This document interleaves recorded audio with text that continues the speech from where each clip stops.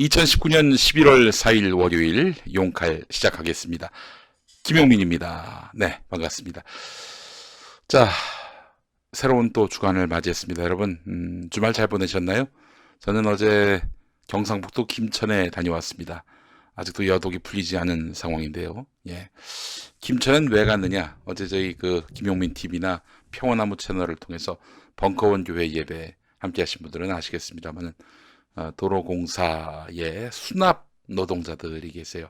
톨게이트 보면은 그 현금으로 이제 혹은 카드로 이제 사람이 수납하는 경우가 있지 않습니까? 그 일에 애쓰고 계신 수납 노동자들이 지금 경북 김천에 있는 도로공사 본사에서 투쟁을 벌이고 있습니다. 놀랐던 건 뭐냐면요. 그 도로공사 본사 로비에서 이제 농성을 한다고 그래가지고 뭐 그러면 주말에는 좀 많이 빠져나가시겠구나. 그리고 다시 뭐 월요일에는 모여서 투쟁하겠구나 했는데 아니 그게 아니에요. 그게 아니에요. 도로공사 본사 로비에 일단 들어가면은 본인이 나오겠다 하기 전에는 나올 수가 없습니다. 이게 무슨 얘기냐? 그 안에 계신 분들은 안에 갇혀 있는 거예요. 한번 나오면 다시는 못 들어갑니다. 그래서 그 안에 한 200명이 밖으로 안 나오고 계속 투쟁을 벌이고 있는 것입니다. 한 127일이 됐어요. 그리고 도로공사 밖에 또 응원하는 응원조들이 또 투쟁을 벌이고 있고요. 정말 억척스러운 싸움을 벌이고 있는 그런 분들이었습니다. 네. 수감 상태인 거죠? 우리 홍관 표님 말씀처럼. 그래서 제가 가서 참 찬송가를 부르다 울컥해가지고 예, 음정박자 다 놓치고 정말 아주 망신도 그런 망신이 없었어요. 예. 네, 그분들께 제가 가서 이제 응원의 설교를 하고 왔습니다. 권력자 또 강자 편에 하나님이 한 번도 서본 적이 없다. 하나님은 약자 소수자 힘없는 사람 가난한 사람 병든 사람 편에 서신 분이다 이러면서 응원을 하고 왔습니다. 네.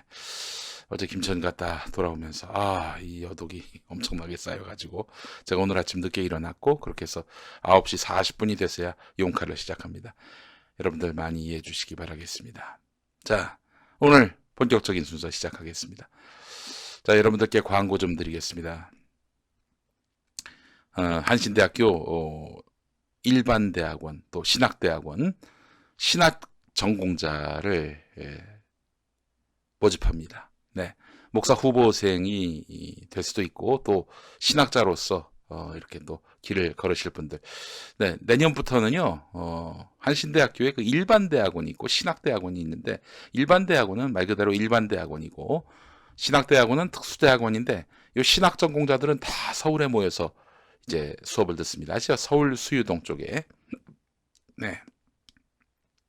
오늘부터 이제 모집이 시작돼서요. 11월 18일까지 여러분들 지원하실 수가 있어요. 네. 한신대학교 일반대학원, 신학대학원. 일반대학원 같은 경우 박사과정까지 있고요. 신학대학원은 이제 주로 이제 목사가 되실 분들. 제가 여기 나왔습니다만은 여기 나와서 이렇게 정말 시대와 호흡하는 목회를 하고 있는 거예요, 여러분. 혹시 목사 후보생이 되시고자 하시는 분들, 또는 주변에 목사 후보생이 되고자 하는 분이 있다면 전 널리 소개해 주시기 바라겠습니다. 11월 18일까지입니다. 잠시 후에 광고 또 보시면 되겠고요. 자, 오늘 조간신문 훑어보기 첫 번째 용칼인데요. 중앙일보가 정시를 적극적으로 옹호하고 나섰습니다. 모처럼 문재인 대통령하고 뜻을 맞췄어요. 그러나 문 대통령의 정시 응원과 종양일보의 정시 응원은 그야말로 태평양 같은 간격이 있어요. 예. 자, 중앙일보가 왜 정시를 응원하는지 이 부분 함께 살펴보겠습니다. 지금 종양일보가 교육부 또 그리고 진보적 교육관을 갖고 계신 분들과 문재인 대통령을 갈라치게 하려고 하고 있는 겁니다. 그 내용 소상히 다루겠습니다. 11월 4일 월요일 조간신문 훑어보기 먼저 오늘의 광고부터 만나보실까요? 예, 그래요. 한신대학교 신학대학원 광고 잠깐 보시겠습니다.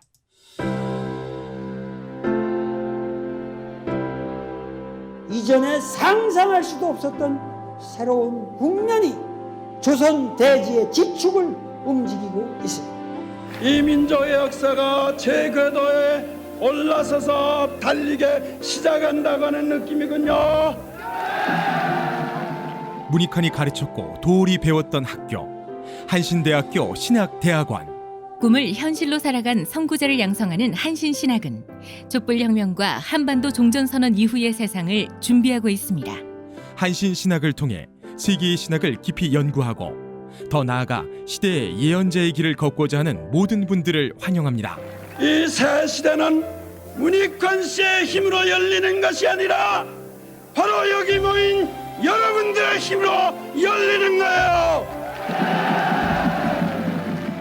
한신대학교 신학대학원 홈페이지나 02-2125-0108로 문의하실 수 있습니다. 네.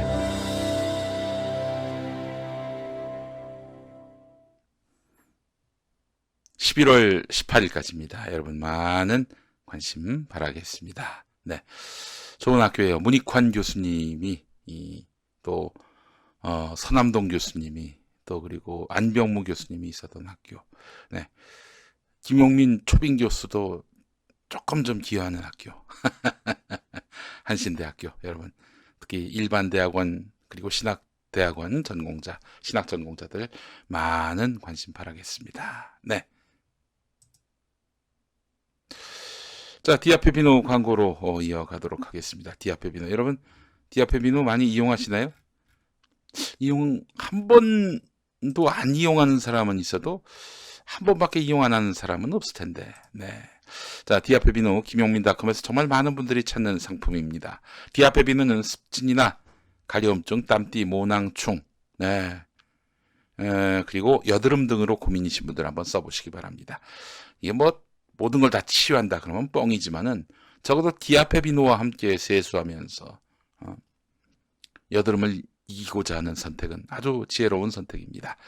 유황의 살균 효과와 제주도산 마유의 보습 효과가 놀라운 결과를 만들 것입니다. 저 김용민이도 그 샤워할 때, 머리 감을 때 디아페 비누를 이용합니다. 써본 분들은 거의 대부분 후회하십니다. 왜냐? 진작 쓸 걸 하고. 아이고, 내가 한 살이라도 더 어렸을 때 이 디아페 비누를 쓰면 얼마나 좋았을까, 이런 생각을 한다는 겁니다. 자, 비누의 끝판왕 디아페 비누 김용민닷컴에서 만나보시기 바라겠습니다. 네. 자, 오늘 본격적인 순서 시작하겠습니다. 자, 지금 보세요. 교육 라인 학종파의 포섭 판단, 김상조가 나섰다. 이 이야기는 이렇습니다. 뭐냐면은 교육부 공무원, 또 진보적 교육관을 가진 학자들 혹은 시민단체 관계자들, 쉽게 얘기해서 전교조가 학종파다, 이런 얘기입니다. 학종파, 학생부 종합전형파. 그래서 이들은 지금 정시 확대에 대해서 키를 쓰고 반대하고 있는데, 이들이 반대하니까, 전교조 등이 반대하니까 교육부도 주춤하고 있는 것이다. 그래서 김상조 정책실장이 나서서 학종 웃기는 소리 하지 마. 야, 지금 정시로 가야지. 무슨 소리 하는 거야? 이러고 있다는 것입니다. 자, 문재인 대통령은 정시 확대를 꾸준히 주문했습니다. 입시 개선을 주문했는데, 교육부와 청와대 교육 라인은 미온적이라는 것이죠. 급기야 청와대 정책실장이 움직여서 정시 확대 쪽으로 길을 텄다, 이런 얘기입니다.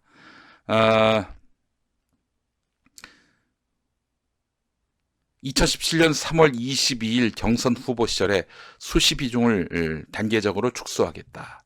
그리고 2017년 8월 대통령이 된 이후죠. 입시를 단순하고 공정하게 하자. 그리고 2019년 9월 대입제도 전반을 재검토해야 한다. 2019년 10월 정시 비중 상향을 포함해서 개편하겠다, 이런 입장을 밝혔습니다. 대통령이 총애한다는 유은혜 교육부 장관도 어쩔 수 없을 정도로 지금 교육계 진보 진영과 그들 입장에 동조하는 일부 언론의 영향력은 세다. 그 일부의 언론은 이제 한겨레를 말하는 겁니다. 이번엔 대통령 뜻이 관철될까? 쉽지 않을 듯하다. 대통령과 국민 70% 가까이가 정시 확대를 지지하는데도 절대로 안 된다고 외치는 사람들의 저항이 여전히 거세다. 과연 이 나라의 주인은 누구란 말인가? 그러니까 이제 소수의 학종 지지파들, 학종파들 때문에 이 정치가 대세인데 대통령의 뜻도 그렇고 국민의 뜻도 그러한데 지금 정치 확대가 지금 중대한 장애물 앞에 놓여 있다 이런 얘기죠. 예. 자, 여러분, 일단 이것부터 한번 웃어보겠습니다. 70% 가까이가 정치 확대를 지지하는데, 왜 그걸 안 따르냐? 이 얘기 아니에요? 종양일보 얘기가. 공수처는 70% 그 이상이 지지했던 겁니다. 지금도 거의 70% 가까이 지지하고 있어요. 근데 왜 이거는 시비를 걸고 제동을 걸까? 일단 공수처부터 하자. 공수처부터. 그리고 정치 확대로 갈 수밖에 없어요. 지금 구조상. 근데 지금 얘네들 목적은 종양일보의 이 목적과 지향은 전교조 등 이른바 진짜 교육, 지금 서열화를 반대하는 이런 교육계 인사들을 코너로 몰아서 이들 입 닥치게 하려는 것이죠. 여러분, 여기서 우리가 살펴봐야 될 것은 뭐냐면 지금 뭐 청와대와 또 교육 라인 사이에 갈등이 있다느니 없다느니 그게 중요하지 않아요. 큰 방향에서 이 교육 라인과 청와대는 한 뜻입니다. 어떻게 할 것인가 강론에 있어서 다소 견해차가 있을 수는 있어도 큰 방향은 서로 같아요. 중요한 것은 이 종양일보의 욕망입니다. 종양일보를 비롯한 홍석현 일가의 욕망입니다. 여러분, 이 나라 교육을 망친 주역이 바로 종양일보입니다. 대학 상대평가 누가 앞장서서 도입하자고 했느냐? 홍석현 씨의 종양일보예요. 중앙일보가 대학평가를 도입하면서 상대평가를 하는 학교, 이 학교를 좋은 학교로 이렇게 막 띄워줬어요. 이게 무슨 얘기냐? 상대평가. 학생들을 학점의 노예로 만들려고 했던 것이고 실제로 많이 먹혔고 이게 말이죠. 무분별하게 도입이 돼가지고 사실 전공 과목에 있어서 그렇게 상대평가 도입하는 거 그것과 관련해서는 강론의 여지가 있을 수 있습니다. 논란의 여지가 있을 수 있어요. 그러나 이 교양 과목에까지 이런 상대평가를 도입했습니다. 이거는 막무가내고요. 이거는 그야말로 무지막지한 겁니다. 대학 서열화는 사실상 종양일보 홍석현이 더욱 조장한 것입니다. 물론 대학 상대평가 이전에도 대학은 이미 서열화되어 있었고요. 어느 특정 대학을 졸업한 사람들이 더 우대받고 그런 시스템이었습니다. 그러나 상대평가 도입 이후 학교에는 시국 구호, 시국에 대한 토론 이런 거 사라졌고요. 뭐 그것뿐만 아닙니다. 지성과 낭만도 사라졌어요. 도서관은 중간고사 시험, 도서관은 학점 따기의 그런 경쟁장이 돼버렸어요.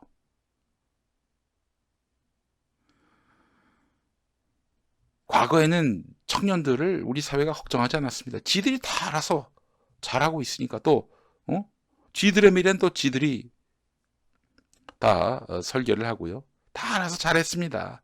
그들이 어떤 시국인식을 가지는지 또 어떻게 몸바쳐서 이 시대에 헌신하는지 이 걱정을 안 했어요. 요즘 보십시오.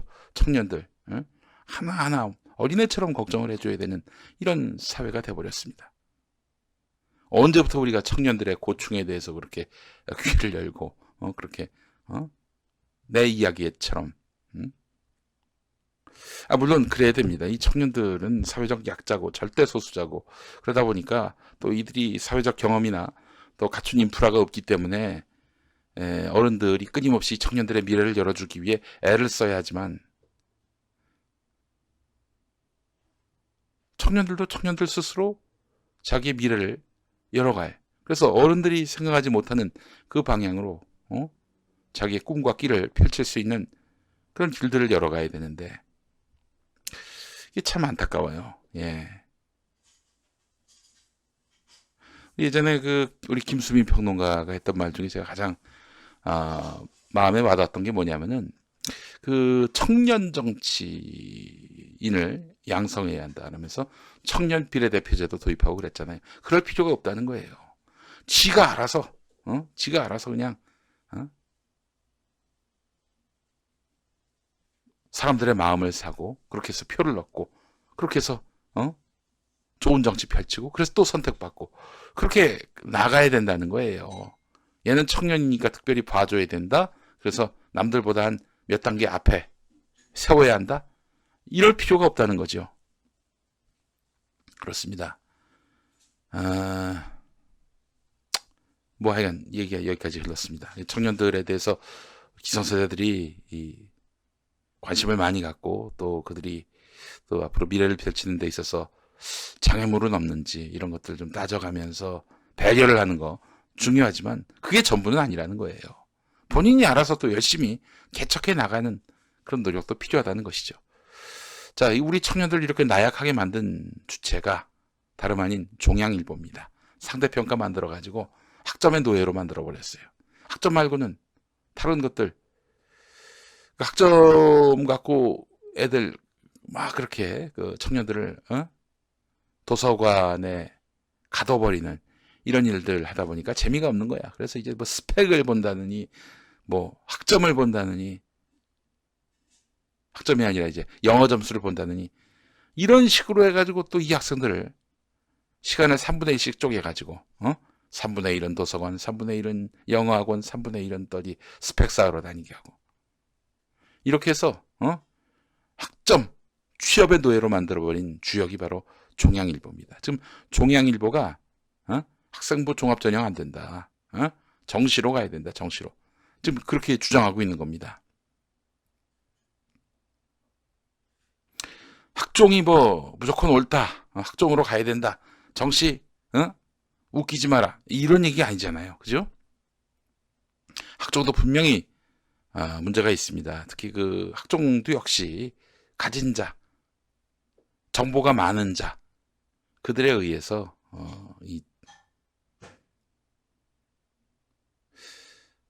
사실상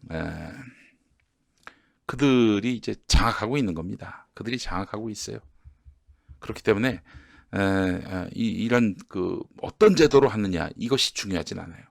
문재인 대통령은 왜 그러면은 정시를 선호하느냐 이런 거죠. 대통령 말씀은 단순하고 공정하게 해야 한다. 그러니까 여러 대학 들어갈 구멍들을 많이 만들어 놓으면은 결국 말 그대로 정보를 많이 가진 자, 돈을 많이 가진 자, 그들에 의해서 입시가 한마디로 그들의 전유물이 돼버린다는 거예요. 그들의 놀이터가 된다는 거죠. 그래서 정시 가급적이면은 딱 이 결과의 공정성을 기할 수 있는 아무래도 수시보다는 정시가 훨씬 더 결과의 공정성을 부여할 수 있지 않겠는가 이렇게 판단이 되는 거죠. 그래서 대통령이 정시 쪽으로 길을 트자 이렇게 입장을 정한 것 같습니다. 근데 지금 이 구조에서 종양일보가 왜 정시를 지지하느냐, 종양이 왜 정시를 지지하느냐, 이유는 한 가지예요. 그러면은 이제 정시 중에 정시가 뭐였습니까? 바로 저희가 93학번까지 치렀던 대입학력고사예요. 거기는 정말 1차원적 정시였죠. 한날 한시에 시험 봐가지고 떨어지면 이제 다음에 다시 봐야 돼. 합격이냐 불합격이냐 이거밖에 없어. 완전한 사회화. 이러면 이렇게 되면 어떻게 돼요? 이 정시 역시도 돈 많이 가진 사람, 사교육 많이 시킬 수 있는 그 가정의 전유물이 돼버린단 말이죠. 그래서 학종보다는 정시가, 수시보다는 정시가 아무래도 상류층, 부유층, 기득권층에게 좀 더 이로운 제도다라고 판단하기 때문에 종양으로서는 지금 이 수시를 반대하고 정시를 지지하는 것이 아니겠는가 이런 생각이 들고요. 사실 우리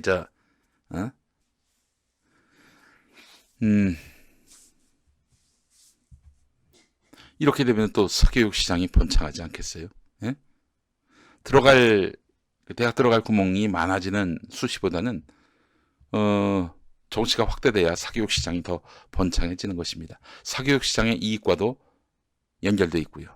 그러니까 종양일보가 이렇게 정시를 강조하는 이유는 사교육 번창에 있고요. 또 수시, 특히 학종을 지지하는 이런 진보적 교육계, 이들을 쓰레기 그리고 적폐로 몰고 있는 이 논조는 이제 앞으로 이런 전교조나 이런 진보적 교육 인사들의 입김을 최소화시키려고 하는, 그들의 영향력을 축소시키려는 그런 의도로 읽는 것이 정확할 것 같습니다.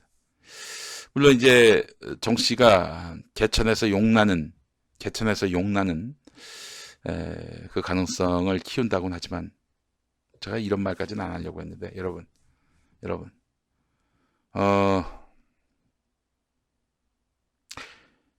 요즘에 말이죠. 예전에는요, 한 80년대에는 정말 깡촌에 사는 가난한 동네에 사는 사람도 공무원이 되고 또 언론기관에 많이들 취업하고, 언론기관이 이제 언론사에 많이 취업하고, 또 이렇게 저렇게 대기업 공기업에서 개천에서 용난 신화를 만들어냈는데 요즘 그럴 것 같습니까? 없어요. 누구도 말하자면 뒷구멍으로 들어온 사람 없습니다. 정말 실력껏 들어왔는데 대부분 다 서울대, 연대, 고대, 강남 이렇습니다. 실력대로 뽑았더니 그렇게 나오는 거예요. 왜 그러겠어? 중고등학교 때부터 이미 그 사교육으로 해가지고 실력을 잔뜩 키워놓고 올려놓은 애들이니까 블라인드 면접해도 서울대, 연세대, 고려대, 유학파, 그리고 특목고, 자사고, 그리고 강남. 이제 아버지, 어머니의 부가 그 아이의 미래하고 직결된 시대가 됐어요. 그러니까 학력고사 시대하고 지금 시대는 다르죠. 예? 그러니까 사회적 배려 입학이라는 이런 수시, 이런 것들이 이제 점점 축소가 된다면은 우리 사회에 개천에서 용난다는 신화는 더 이상 기대하기 어려운 상황이 될 것이다. 그런 염려를 하게 되는 것입니다. 정시로 사교육비 더 든다고 호도하지 마세요. 어떡하죠? 그런 통계가 있는데 정시 확대했더니 사교육비가 더 들어요.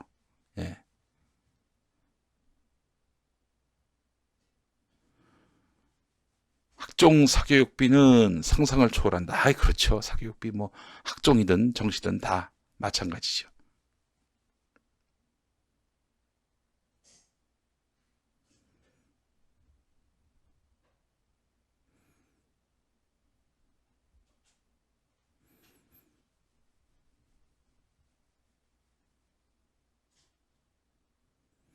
최미경님, 우리 딸도 학종으로 갔는데 사교육비 안 들었음. 그래요. 사교육비 많이 드는 학종이 있고 사교육비 전혀 안 드는 그런 학종도 있어요. 그러나 정시로 가면은 사교육비가 들 수밖에 없습니다. 똑같은 전형을 치러야 되는데 그렇지 않습니까? 물론 정시 100%는 아닙니다만은.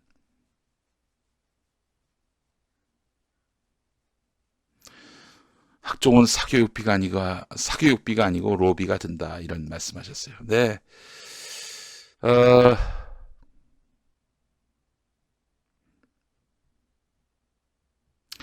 결국 제 문제는 우리 JK님 말씀처럼 학벌 위주의 사회가 몽땅 바뀌지 않는 이상은 답이 없다는 거예요. 저는 뭐 학종도 정시도 그게 궁극적인 답이 될 수 없다는 입장입니다. 제 입장을 물어보신 분은 없습니다만.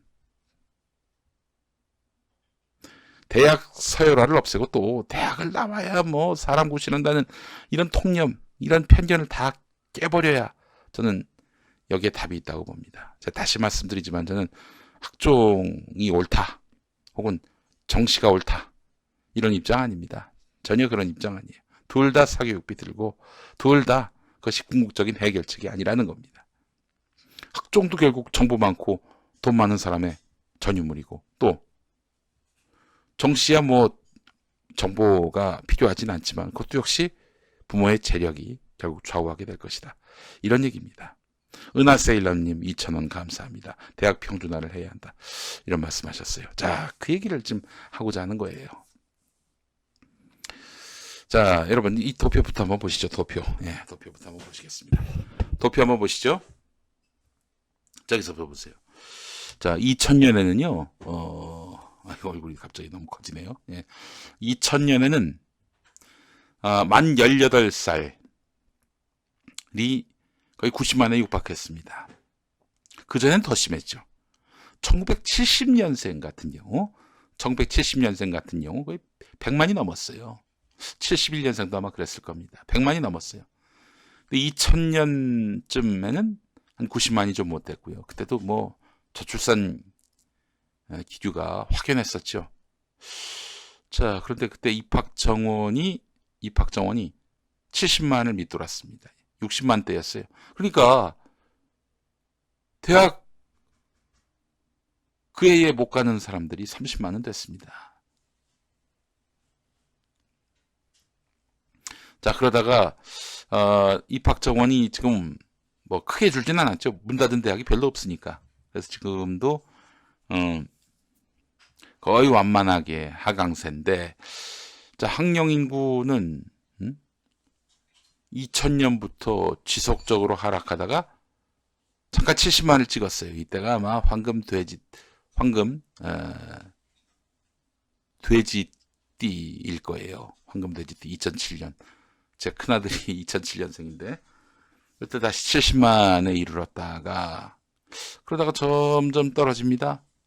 그래서 앞으로 2024년, 2030년쯤 가면은 이제는 대학 입학 정원에 미달할 것입니다. 미달할 것이에요. 2014년부터 나오는 건 뭐냐면은 입학 가능 학생 수 추정이고요. 예. 왜냐면은 입학 가능 학생과 학령 인구는 왜 따로 측정을 하느냐. 만 18살 되면은 이제 대학에 들어가느냐 마느냐인데 예전에는 뭐 그냥 대학 다 들어가려고 했었어요. 그래서 대학 진학률이 뭐 80%인 적도 있었잖아요. 지금은 좀 떨어지고 있지만. 근데 앞으로 점점 대학 가서 뭐하게? 이런 사람들의 수가 늘어난단 말입니다. 그렇게 되면은 이제는 그 사람들과 함께 인구도 주니까 2030년쯤 가면은 한 10만 명 가까이 미달된다는 거예요. 대학 정원에 10만 명 정도가 미달된다는 겁니다. 이게 무슨 얘기냐?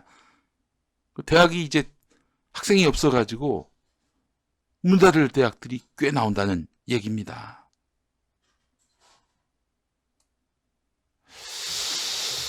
자, 그렇습니다. 예. 아이고, 우리 저 레드연님. 요즘 칠사들이 누나라고 한다고. 예, 제가 누나라고 했었어요. 우리 저 레드연님한테. 예. 아이고, 이렇게 나이를 얘기하는 건가요? 아니, 본인이 칠사한테 누나 소리 듣는 게 불편하니까 칠사보다 많다는 얘기지. 예, 그래요. 어떻게 해드릴까? 어이, 레드씨, 이럴까? 여담이었습니다. 자, 이 대학 정원이 점점, 대학 정원은 별로 줄지 않는데, 이 인구수는 줄고, 또, 입학 가능 학생 수도 줄고, 네. 그래프를 크게 보여달라. 어떻게 크게 보여드리나, 이거. 알겠습니다. 일단 뭐, 한번 키워드리죠, 뭐. 원하신다면 뭐. 자, 요거를 한번 키워서 우선 보시죠. 예. 요거 덮어서 한번 봅시다. 예. 아이고, 가렸네. 자, 어때요? 더 키워드릴까? 요거.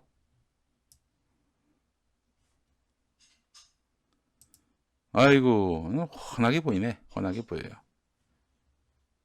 오늘, 이거 어디서 나온 기사야? 경향신문에 실린 기사입니다. 경향신문에 실린 기사.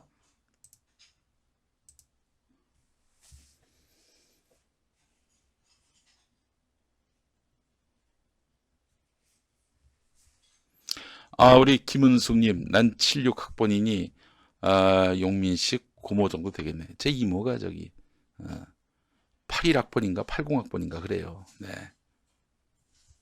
작은 엄마 정도 되시겠네. 예. 자, 지금 보세요. 이렇게 되면은, 앞으로 대학은 이제 사양산업이에요. 레드오션이에요. 예전에 그, 사립대도 마찬가지였고, 대학 교직원이었으면은 정말 뭐 꿈의 직장 뭐 그러지 않았어요? 옛날 얘기입니다. 지금 이제 인구수가 이렇게 줄었으니 큰일입니다. 이제 저기 2030년쯤 되면은 이제 30만에 이제 다다른다는 얘기예요. 여러분 1970년생이 100만이었다니까. 근데 지금은 30만 쪽으로 줄어들고 있어요. 3분의 1이 줄고 있습니다. 근데 대학 정원은 바뀌지가 않아. 어떻게 되겠어요? 이거 빨리 애를 낳아야 됩니다. 부식한 해법이지만, 물론 애를 출산하고 양육할 수 있는 사회 분위기 조성도 필요한데요. 뭐 물론 그것이 병행돼야겠죠. 근데 지금 정말 거칠고 노골적으로 출산을 많이 장려해야 될 그런 상황이 됐습니다. 저는 그런 의미에서 기본소득이 필요하다. 전에 이제 말씀드렸죠. 우리 지금 재정 여력상 1인당 30만 원씩 이 기본소득 가능하다. 월. 그러니까 예를 들면 5인 가족이다. 그러면은 150만 원이 이제 들어오는 거 아니겠습니까? 150만 원이. 응? 그러니까 혼자 살면 30만 원인데 결혼하면 60만 원. 애 하나 낳으면 90만 원. 이런 식으로 기본소득으로 장려를 해야지. 이게 무슨 혜택이 제한되어 있는 신혼부부 집을 준다느니 뭐 그리고 무상급식 뭐 이런 거 고등학교 의무교육 이거 갖고 안 돼요. 최선영님, 저는 67년생이에요. 예, 67년생. 김호준보다 한 살 많네. 예. 김호준한테 누나 소리 듣고 싶으신 모양이다. 예. 전 그래서 기본소득을 지지합니다. 기본소득을 저렇게 여러분 나눠줘 봐요. 이러면 또 우리 사회의 불평등, 차별 구조가 많이 사라집니다. 그리고 국민들이 자기 하고 싶은 일만 하게 될 거예요. 여러분 지금 뭐 하기 싫은데 말이죠. 입에 풀칠하려고 직장 다니는 분들 얼마나 많습니까? 또 이런 그 약한 고리를 알기 때문에 갑질이란 것이 있는 것이고, 우리 사회에 이런 불평등 구조가 심화되고 그러는 거 아니에요? 근데 예를 들어서 내가 30만 원은 너무 적다. 예를 들면 한 100만 원 정도 1인당 월 이렇게 준다면은 내가 이제 수입은 많이 줄어도 굴물 걱정은 안 하지 않습니까? 그러잖아요? 굴물 걱정은 안 하잖아요. 이렇게 되면은 나한테 갑질하는 직장 뭐하러 다닙니까? 바로 그만두면 되지. 이제 그러면 어떻게 되냐? 사용자들이 고급 노동자들을 붙잡기 위해서 별별 온갖 아양도 떨고 특혜도 주고 그럴 겁니다. 박찬주 같은 인간은 존재할 수가 없어요. 그래서 저는 이제 이 기본소득이 그거 하나만으로도 엄청난 우리 사회 변화를 몰고 올 것이다 라고 보고 있습니다. 유시민 이사장하고 이재명 지사 같은 분들을 귀하게 여기는 건 뭐냐면은 우선 이재명 지사 같은 경우 기본소득을 어떻게든 한번 우리 사회에 하나의 어떤 관행으로 일단 복지 혜택을 한번 주면은 줬다가 뺏기가 힘들거든요. 그래서 이런 기본소득 실험을 청년들을 상대로 하고 있어요. 24살 청년들을 상대로 그렇게 실험을 하고 있는데 좋다. 이 청년들이 도움을 얻었다. 그리고 이 공공이 나를 위해서 이렇게 나의 미래를 위해서 챙겨주는구나 하는 이런 마음을 갖게 되면 그 주변 세대 또 많은 세대에서 기본소득 좋다. 확대 적용하자. 이런 목소리들이 나오게 될 것이고. 그럼 이 세상이 바뀌는 겁니다. 지금 이재명 지사가 기본소득으로 길을 트고 있잖아요. 이거 굉장히 중요한 의미를 갖고 있습니다. 그냥 이재명이가 자기 정치적 이익을 위해서 그냥 현금 살포한다. 무책임한 복지를 하고 있다. 이렇게 얘기하고 싶은 인간들도 많겠죠. 그러나 이 기본소득은 우리 사회의 일단 차별 구조를 뒤엎어버리는, 이제 비로소 노동자와 국민이 제대로 대접받는 그런 새로운 길이 열리게 되지 않겠는가 하는 생각이 듭니다. 네. 이재명 지사 완전 막장으로 싫어하는 사람들 엄청나게 많다. 거기 이재명 지사 대신 조국 장관 한번 이름 넣어보죠. 그것도 성립될걸요? 뭘 잘 모르면서 그냥 오로지 편견만 갖고 누가 이랬다더라 그 말에 좌우되는 이런 사람들의 이런 선입견, 또 인상평가, 거기 뭐 이렇게 우리가 신경을 써야 됩니까? 우리 조은수님, 두 아이 엄마인데 이 사회 현상에 대한 이야기를 자주 하는데 지금은 좀 어려워도 아이를 낳아야 한다는 생각입니다. 큰애는 지금 임신 중이에요. 아이고, 그렇군요.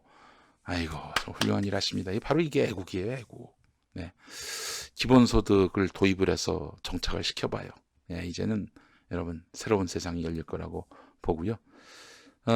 저출산 문제 해결되고요. 그리고 나아가서 국민들이 재정 여력이 생기면 그러면 자기의 먹고 사는 문제에 지나치게 경도되지 않고 자기 하고 싶은 일, 자기 하고 싶은 말 다 하면서 살 수 있는 인간이 우대받는 세상이 될 수 있다는 거죠. 그런 의미에서 이재명이가 그냥 자기 대통령 나가려고 저렇게 선심 쓴다, 이렇게만 생각할 수는 없는 거라고요. 유시민 이사장 같은 경우 제가 또 그분을 귀하게 여기는 이유가 뭐냐면은 지금 조국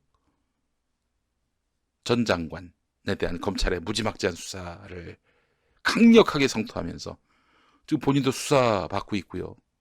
그렇게 해서 지금 어떻게 음해를 당할지 모를 상황이에요. 그럼에도 불구하고 우통 벗고 달려든 거 아닙니까? 정말 귀합니다. 여러분, 유시민 이사장 정도면은 유명한 작가 아닙니까? 찍어내기만 하면 베스트셀러가 되는, 한 5년 전에 나온 것도 지금 베스트셀러 그 순위에 올라가 있고 그런 분이에요. 그런 분이 바로 유시민 작가입니다. 유시민 이사장이에요. 그럼에도 그러니까 이분은 그냥 어디 알쓸신잡 같은 데 나와가지고 그 자신의 지식을 뽐내고 정치적으로 색깔 드러내지 않고 적당히 추억팔이 하면은 떼돈을 벌 수 있고 사회적 명성을 얻을 수 있는데, 그렇지 않고 지금 필드에 뛰어든 거 아닙니까? 유시민 이사장을 두고 또 저 대권에 욕심이 있어서 저러는 거다, 이렇게 보는 사람들도 있겠지만은 저는 그렇게 보지 않습니다. 그러니까 사람을 좀 선의를 갖고 봐야지 다 쓰레기다, 지 욕심 때문에 행동하는 것이다, 이렇게만 보면 안 돼요. 나 참. 보시면 아시겠지만 저는 김경수 지사, 조국 장관, 유시민 이사장, 이재명 지사 다 훌륭한 분으로 여기고 있습니다. 박원순 시장님은 말할 것도 없고요. 제 이러는 행동에 대해서 여러분 어떻게 좀 맥락이 느껴지십니까? 이 여권의 대권 주자가 많고 적으면 굉장히 중요한 문제입니다. 지금 그냥 검찰은 또 법원은 어떻게든 여권의 대권 주자를 다 그냥 작사를 내려고 아주 길을 쓰고 있는 것 같아요, 느낌에. 그렇지 않을 수도 있습니다만. 그럼 누가 지켜줘야 돼? 큰 그림을 봐야지. 인재가 넘치고 차기 대권 주자가 많은 정당, 그 정당에게 힘이 쏠리고, 그래야 지금 자본도 언론도 그리고 사법기관, 준사법기관도 다 지금 문재인 정권의 적대적인데 국민이라도 이렇게 이 주자들을 지켜줘야지.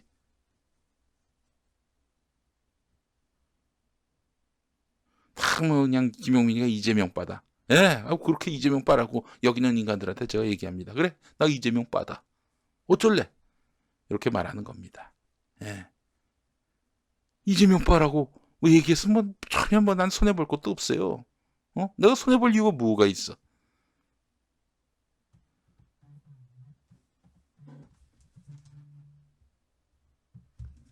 스팸 전화가 오고 있습니다. 예. 자, 이거 좀 보셨으니까 요 하나만 더 봅시다. 이거는 대학 입학 정원 대비 학령 인구 감소 추이를 보셨는데 경향신문이 이 부분은 제가 굉장히 동의가 됩니다. 대학 서열화, 악순환의 고리를 끊을 해법은 대학 통합입니다. 우리나라가 지금 국공립 대학 비율이, 그러니까 대학 교육에 있어서 국공립의 국가 또 공공기관의 기여도가 20% 정도 되나? 예. 하여간 30%를 넘지 않습니다. 굉장히 큰 문제입니다. 대부분 사립대학이에요. 이 사립대가 여러분, 물론 이 대학을 설립할 때는 나름대로 뭐 사회공익적 역할을 하겠다는 이 창립자의 어떤 그런 설립 취지에 맞게 뭐 운영한다느니 결국 뭐야, 이것만 남는 거지. 이것만. 응? 이게 중요하지. 아니 설립자의 취지, 그게 이게 안 된다면 누가 그 설립자의 취지를 살리도록 하겠습니까? 그렇기 때문에 정상적인 국가는요, 국공립의 이 대학교육 기여도가 90% 이상 돼야 돼요. 우리나라는 지금 20%도 안 되는 거 아닙니까? 자, 대학 서열화, 악순환의 고리를 끊을 해법은 대학 통합이다. 네. 죄송합니다.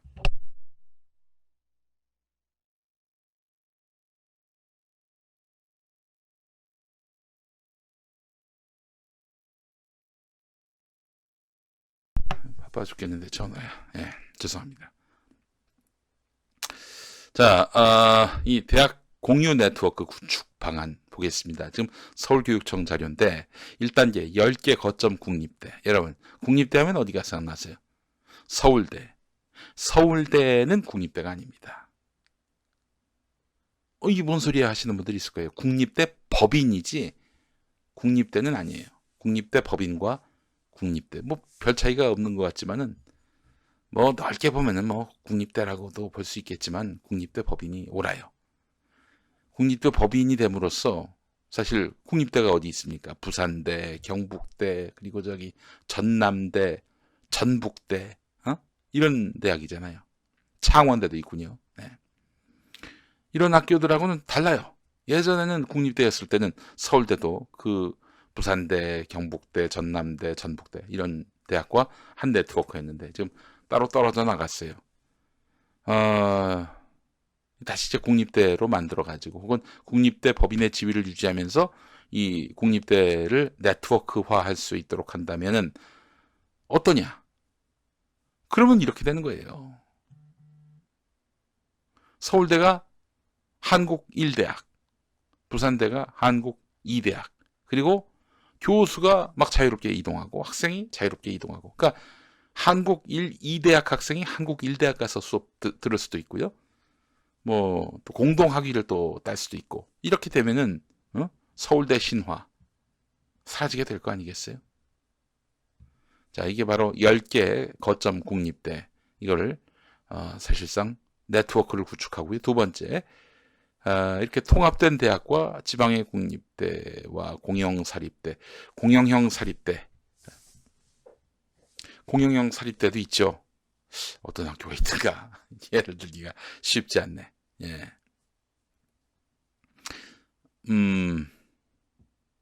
뭐 서울시립대도 그런 경우라고 할 수 있을까요? 예. 뭐 하여간 그렇습니다. 제 이 개념을 잘 몰라가지고 설명하지 않겠습니다. 예. 잘 몰라서 죄송합니다. 그러나 하여간 그 큰 골간은 파리의 1대학, 2대학, 3대학 이런 식으로 국립대를 네트워킹을 해가지고 서열화를 파괴하는 겁니다. 제가 봤을 때는 이게 가장 실현 가능한 그런 대안이 아닐까 하는 생각이 드는데요. 저는 아주 노골적이고 거칠게 그 대안을 짜봤는데 바로 대한대학교로 통폐합을 하는 겁니다. 제 방안은 이렇습니다, 여러분. 경남의 거점 국립대는 창원대가 아니라 경상대입니다. 아이고, 그렇군요. 근데 창원대가 국립대긴 하잖아요. 그죠? 예. 거점 국립대는 이제 진주에 있는 경상대지요. 맞습니다. 죄송합니다. 이거 그 파리 대학들도 입학 서열이 있다고요. 그러나 지금같이 이렇게 완전히 무슨 어느 대학은 어느 대학 밑에 있다, 이런 식의 무지막지한 서열화는 많이 물타 없어졌죠. 그런 식으로 얘기하면 이제 우리 우석군 박사 파리 10대학 나왔는데, 그러니까 서울 1대학, 서울 2대학, 뭐 혹은 한국 1대학, 2대학, 어느 지역에 있느냐에 따라서 이렇게 어느 지역에 있느냐에 따라서 뭐 그 대학이 더 말하자면 짱이다. 이걸 없애려면은 교수를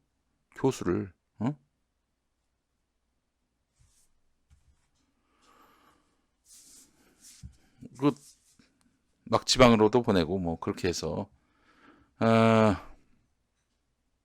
순환을 시키는 것이죠. 아니 뭐 우리 교수님들이 그 정도의 어떤 그런 노고를 회피하시려나. 예? 그렇습니다.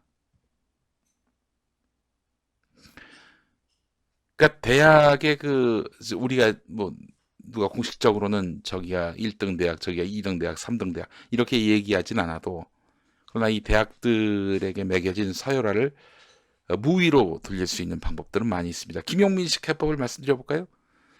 저는 대학 1학년, 2학년 주로 교양 수업 많이 듣잖아요. 1, 2학년은 새만금이나 이렇게 놀고 있는 땅에다가 전국의 대학 1, 2학년생들을 모아가지고 수업을 듣게 해요. 그리고 지금 고용 위협에 놓여 있는 시간 강사 선생님들 정말 실력 짱이거든요. 가르치기도 잘 가르치고 또 최신의 학문을 공부하신 분들이기 때문에 정말 양질의 교원들입니다.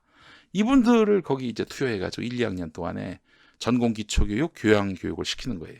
그래서 전국의 그 나이 또래 1학년, 1학년 학생들을 다 모여가지고 합숙, 기숙 공부를 시키는 거죠. 그렇게 해서 거기서 1, 2학년 교양 과정을 충실히 듣고, 그런 다음 3, 4학년은 각자 자기가 있는 학교, 그러니까 자기가 살고 있는 동네 대학에 가가지고, 그때는 이제 전국의 국공립대학과 민간대학이 통폐합이 되는 그런 구조 속에서 거기서 이제 전공 교육을 배우게 하는 것이죠. 예, 어떻습니까?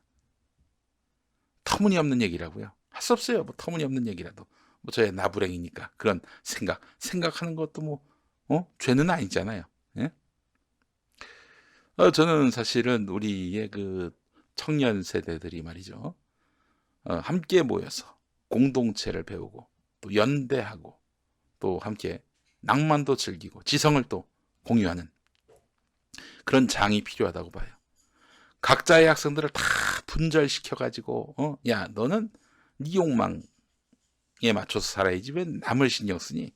너나 잘해. 이렇게 가르치는 이런 식의 학생들을 연대와 협동을 못하게 만드는, 혼자만의 괴물로 만들어버리는 이런 대학 교육을 바꿔야 한다고 생각을 합니다. 당연히 상대 평가는 없애도록 하고요. 예.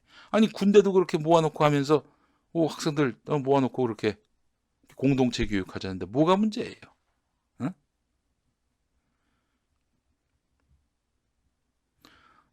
경쟁의 관념에서 단 2년만이라도 좀 헤어나올 수 있도록. 그래서 그 2년 동안 교양 교육 받을 때는, 전공 기초 교육 받을 때는 그냥 이수했다, 이수증만 하나 받으면 되게끔, 마치 운전면허 취소된 분들 재교육 받으면은 이수만 받으면은, 이수증 받으면 그걸 다 해결되는, 어때요? 예. 참 뭔가 좀 줄 세우기식 교육 이거 끝장내지 않으면요 해답을 찾을 수가 없는 게 우리나라의 서열화된 교육 구조입니다. 이런데 무슨 지금 여기에 자꾸 의견을 보태고 주장을 보태는 종양일보, 야 니들이 다 망쳐놨어. 니들은 좀 입 닥치고 있어야 됩니다. 이 시점에서. 새만금 삼천교육대, 무슨 삼천교육대야? 그거 가서 무슨 애들 보고 그거 공부하라고 그래? 예? 육체적인 뭐 이런 거 말고 가서 좀 행복한 시간을 갖게끔 하자는 거죠. 40만 명에서 80만 명 수용이 가능하냐고 물어보시네요. 한 100만 가까이 되죠. 예. 아니, 그 새만금 땅이 몇 평인데, 무슨 운동장 크기만 한 줄 아시나 봐. 새만금이 얼마나 넓은데. 예. 새만금 청년대학. 네. 거기 이제 한 2년 다니면은, 이수증만 주면 돼, 이수증만. 그리고 2년 다니고 나 더 대학 안 갈래. 뭐 대충 이 정도면 교양 쌓였어. 뭘 더 배워. 이런 사람들은 그래. 굿바이. 넌 그러면 생업 현장으로 돌아가라. 사랑이 꽃피는 학교가 되게 해야지. 되게 해야지. 거기서 연애도 하고. 그렇잖아요. 서해의 낙조를 바라보면서. 그래. 공산당이라고. 공산당. 아니, 뭐, 모여서 연대하고 협동하면 다 공산당인 줄 알아. 이 사람들. 그렇게 얘기하면 군대야말로 공산당이지. 그렇지 않나? 그래가지고 그냥, 지금은 머리밖에 안 하죠. 뭐, 그렇게 아침에 강제로, 수용해가지고. 똑같은 밥 먹게 하고, 똑같은 똥 나오게 하고. 그게 공산당이지, 뭐야, 그게. 그렇습니다. 이 새만금을 그런 식으로 좀 활용했으면 좋겠어요. 무슨 뭐, 풍력 발전 이런 거 하지 말고. 대학이 말이죠. 클대짜. 배울 학자 아닙니까? 거기 가가지고 학생들한테 노동교육도 시키고, 민주주의 교육도 시키고, 또 아울러 각자 동영상 만들 수 있는 유튜브 교육도 시키고, 그렇게 해서 이제, 그 과정을 이수하면은 사회로 나가게 되는데, 그 사회에 나가서 나름대로 먹고 살 수 있는 그 길도 일러주고, 또 그러면서 함께 학생들과 연대와 협동할 수 있도록 그렇게 조를 짜가지고 또, 저는 새만금을 그렇게 활용했으면 좋겠다는 생각이 듭니다.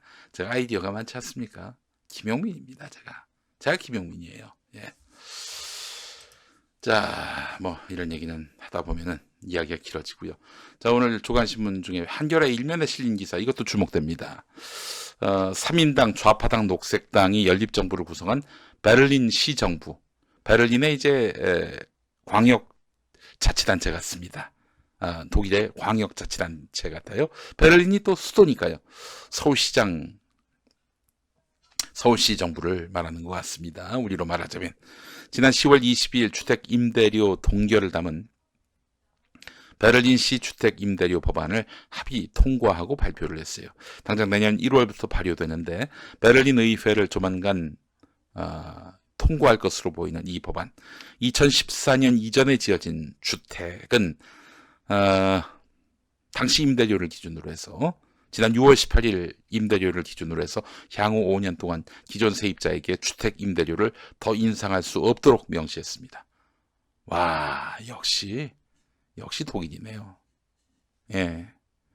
임대료 동결 조처는 독일 16개 주 가운데 최초입니다. 다만 수도 전기 난방비는 동결 대상이 아닙니다. 이거야 뭐 이걸 동결할 순 없지.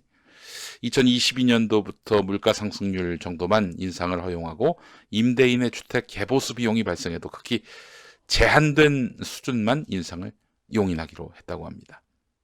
베를린 세입자협회는 적정하고 더 많은 임대를 제공하는 역사적인 기회가 될 것이다 이렇게 말했는데 베를린 거주자는 약 85%가 세입자라고 합니다. 우와, 세상에 85%나? 자, 이거 보니까 말이죠. 이 세입자들을 보호하지 않을 수가 없겠네요. 이렇게 되면. 아니, 유권자의 절대 다수가 세입자인데 이 세입자를 위한 정책을 펴지 않을 수 있겠습니까? 야, 세상에.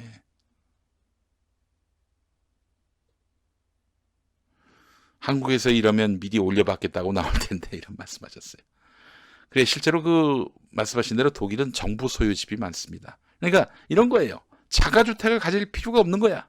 자가주택을 가질 필요가 없어.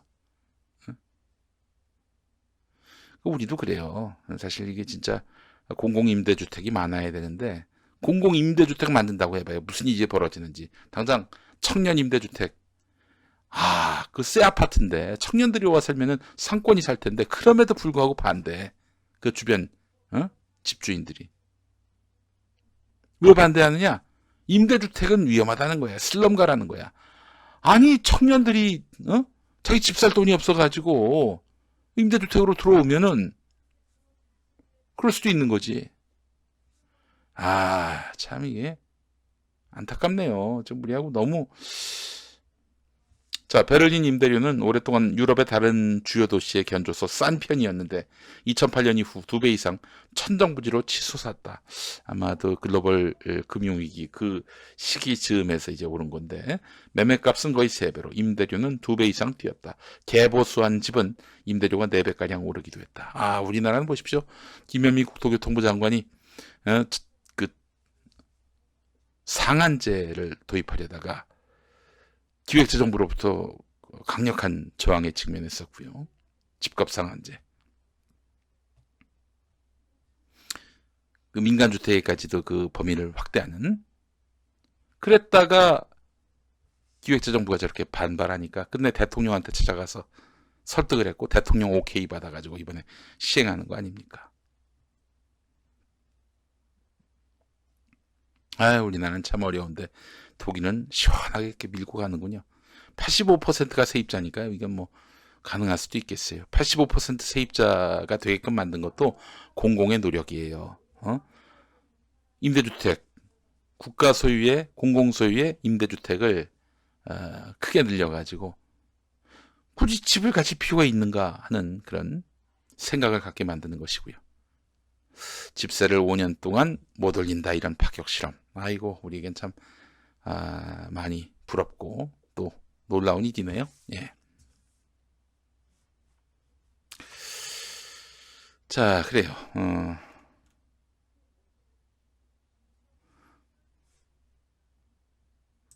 다음 이야기 또 다뤄보겠습니다.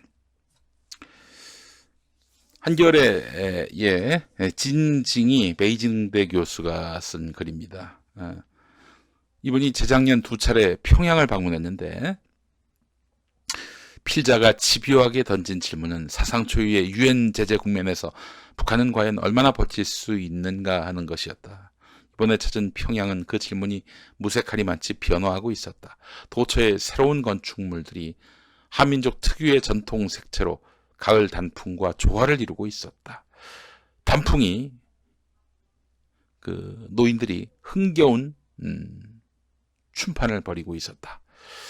평양은 분명 자신감 넘치는 모습으로 어떤 메시지를 보내고 있었다. 북한은 지난해 평양 선언 후 적어도 금강산과 개성공단 중 어느 하나는 문이 열릴 것이라고 굳게 믿었다.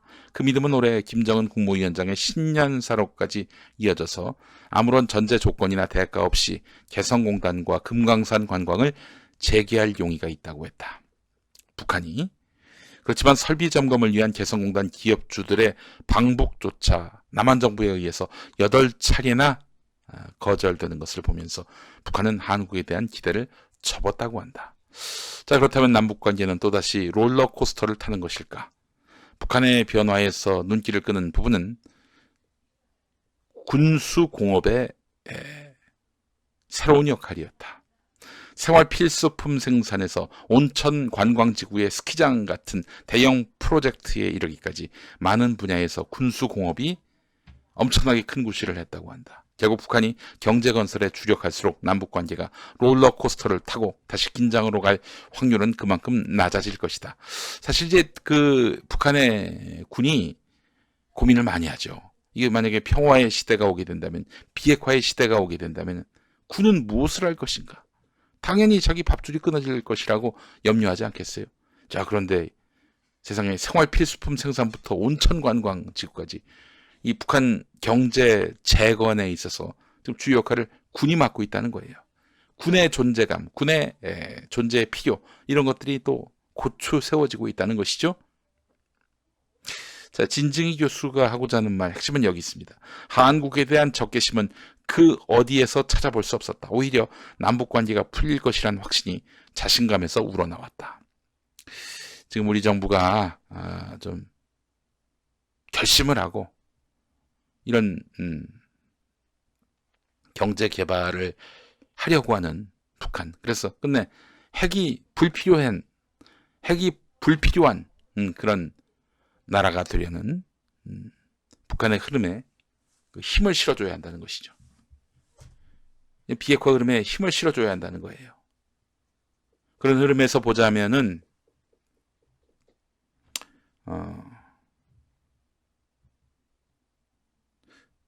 과감한 금강산 관광책이라도 우리가 좀 카드를 꺼낼 필요가 있지 않겠는가 하는 그런 생각을 해보게 됩니다. 네.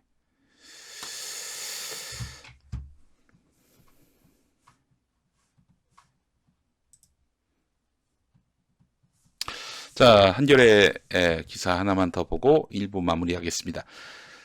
조국 장관에 대한 조사. 조국 조사만 남은 검찰. 뇌물죄 적용 가능할까? 조국 전 장관이 뇌물을 받았다. 이게 금시초문 얘기 아닙니까? 그러니까 이제 이런 거예요. 정경심 교수가 WFM 주식을 시가보다 싸게 사들여서 재산상 이득을 얻었는데 이건 결국 정경심을 보고 이렇게 혜택을 베풀었겠느냐. 실은 조국을 보고 혜택을 베푼 거 아니냐. 이때가 이제 민정수석일 때니까 이게 그러면은 공직자로서 뇌물을 받았다. 이걸로 엮을 수 있다고 검찰은 생각하고 있는 것 같습니다. 기사 한번 보겠습니다. 뇌물죄를 적용하려면 검찰은 먼저 조국 전 장관이 주식 매수 사실을 알았는지 입증해야 한다. 주식을 사들였는지 그 여부를 알아야 된다는 건데 정경심 교수가 당연히 한 입을 덮고 사는 사이라면은 알지 않았겠는가? 이게 검찰은 그렇게 추정을 하고 있는 겁니다. 정 교수가 WFM 주식을 시가보다 싸게 사들여서 부당한 재산상 이득을 얻었는지도 중요하다.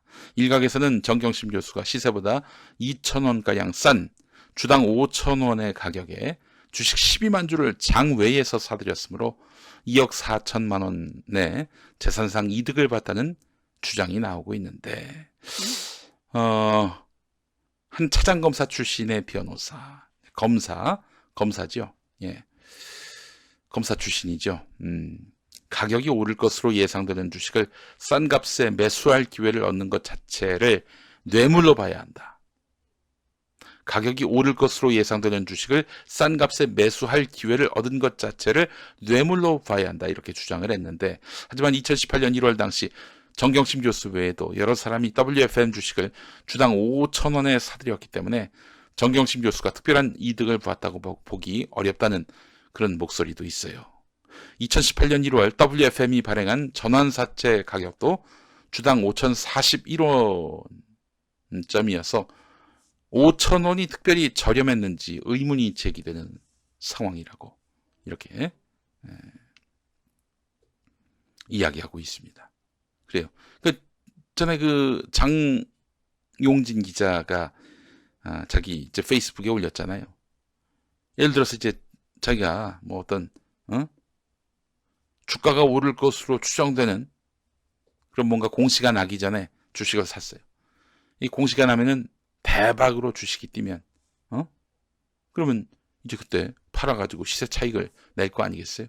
근데 정경심 교수 그 전에 사고 그 뒤로 팔질 않았어요. 아직도 보유하고 있는 걸로 돼 있어요. 아니 정경심 교수가 아니라 정경심 교수 동생이 하도 검찰이 그건 정경심 교수의 차명 소유 주식이다 이렇게 얘기를 해가지고 그 논리에 휘말릴 뻔했네. 그러니까 이게 정경심 교수 것도 아니고 정경심 교수 동생 건데 검찰은 정경심 교수 동생 것이 아니라 정경심 교수 것이다. 나아가서 정경심 교수 역시 그냥 실제 주인이라기보다는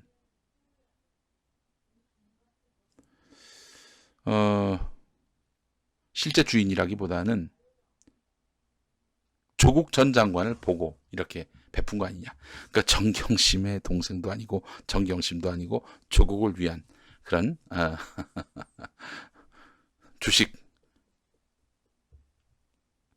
주식을 통한 뇌물이다 이렇게 보고 있는 겁니다. 어느 것 하나도 제대로 규명된 게 없어요. 정경심 동생의 것이 아니라 정경심 것이다. 이것도 규명한 바가 없습니다. 지금 의심만 할 뿐이죠. 그런데 이제 그 의심에 의심을 더해서 정경심이 아니라 결국 조국이다.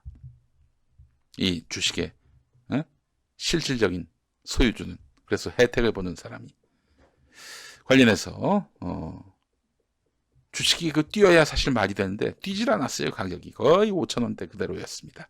한 금융소송 전문 변호사는 뇌물죄가 성립하려면 정 교수에게 재산상 이득을 주기 위해 특별히 더 싸게 주었다는 것이 입증돼야 한다. 당시 여러 주체가 WFM 주식을 5,000원에 사들였다면 정경심 교수 쪽에서는 그 무렵에 산 사람들은 다 그 가격에 샀다고 주장할 여지가 생기는 것이다. 예. 이렇게 짚었어요. 예. 그러니까 정경심에게 특혜를 베풀었다. 뭔가 그게 입증이 돼야 되는데 그것도 입증을 못하고 있습니다. 그렇다면 조국 뇌물죄 너무 먼 이야기죠. 예? 정경심 단계에서도 지금 설명이 안 되는 것인데 이거 조국한테까지 이게 혜택을 주려 한 것이다. 이렇게 보고 있는 거예요. 뭐 이렇게 법리적으로 따져봐야 뭐 법원이 검찰 손 들어주면은 뭐 그 장대가 아닙니까? 예? 법원이 지금 문재인 정부에게 좋은 감정 갖고 있는 것도 없고, 예. 그래요. 이게 참 그러니까 이 검사 판사에 의해서 이 나라의 그 민주주의, 법치주의가 뭐 희롱당한다고 해도 뭐 어떻게 손 쓸 도리가 없는 거예요. 그런 생각이 드네요. 네. 자, 요즘 힘이 많이 빠졌죠? 네. 그래요. 아휴, 답답합니다. 네. 용칼 여기까지입니다.